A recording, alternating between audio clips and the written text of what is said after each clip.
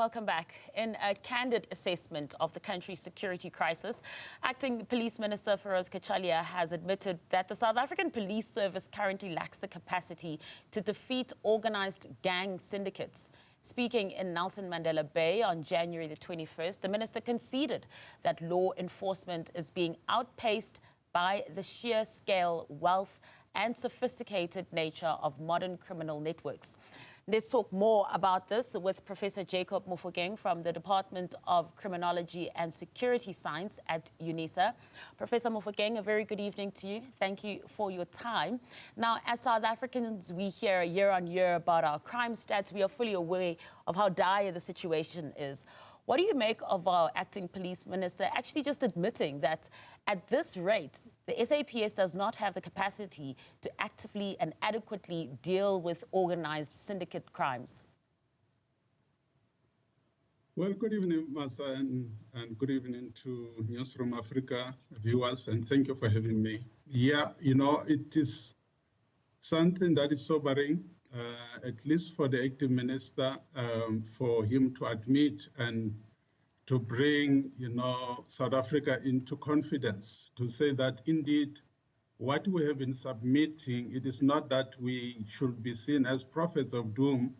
We have been making this kind of statements to say that they need to be able to admit that indeed they are lacking capacity and they cannot even retain those that are experienced, those that are well-trained. You know, what he has submitted, it has been, you know, recycling of, you know, facts that we have been submitting, that there has been, you know, a challenge of a retention of skilled, you know, individuals within police ranks. And, you know, specifically within this particular, you know, specialized units such as anti-gang unit, you know, he did mention that, you know, the Western Cape has been, you know, a state of disrepair. And then we can also see with reports that have been coming forth in terms of the inadequacy of the South African Police Service to be able to respond adequately, you know, with organized crime. This has been submitted also at Matanga. We are aware of that by General Khumalo to say whatever that, you know, PKTT model has been submitted, it is also facing resistance.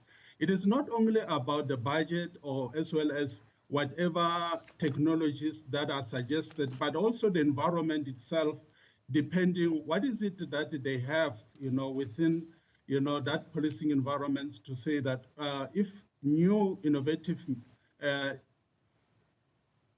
thoughts are suggested, you know, those that are within, you know, the environment, they are resisting that. We are aware that there is also a lack of proper facilities, not only, you know, regarding specialized units, but for police stations across South Africa.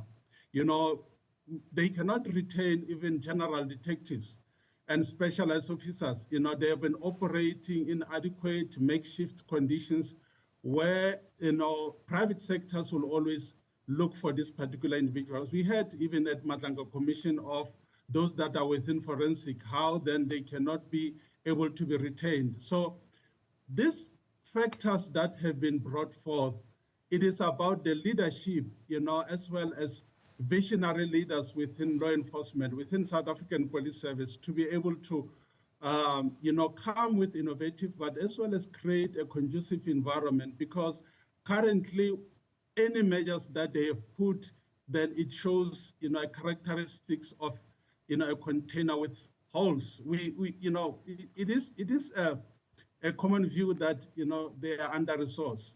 You know, adequate training and equipment. How long will you keep on training individuals that will not stay in the environment? So unfortunately, the impact it has on the communities, you know, the incapacity to fully tackle gangs as well as, you know, these kinds of, you know, heinous crimes, they greatly negatively impact those that are supposed to receive service delivery.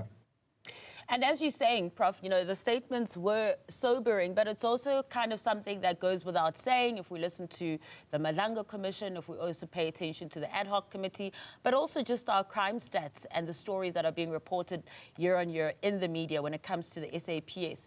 A big problem, retention of skilled and highly trained police officials as well. Now they've admitted that there is a problem there. Now what? What do we do to retain them? Well, it has to do with what we are hearing of how senior officials are fighting, and they always looking for senior positions when actually working conditions, you know, are inadequate. And, you know, you go to any police stations across South Africa, you find that around this time, there are no adequate lights around the police stations. And those individuals, they are working under very, you know, compromised situations. We hear of stories where gangs will attack certain stations just to get firearms. Hence, then, you know, earlier you were talking about, you know, addressing the story of Zamazamas in South Africa.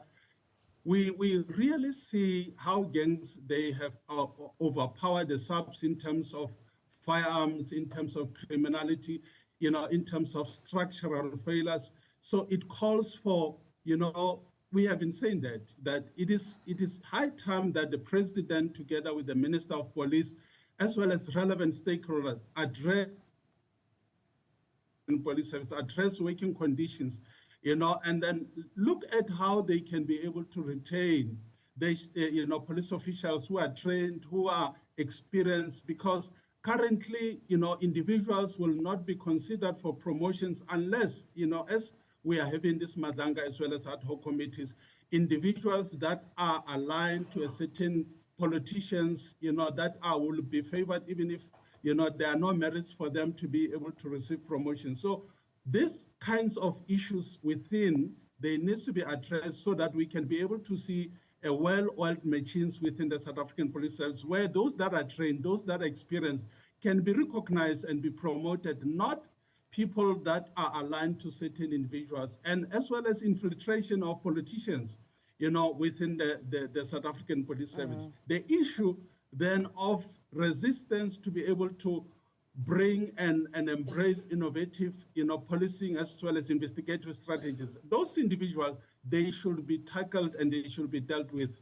So these are the things that we need to be able to look at. Prof, as we know, the criminals outnumber the police, they outgun them, and in many cases, they outsmart them as well. Are we too late now to try and turn the tide? I guess we're not yet there where we can say everything is hopeless.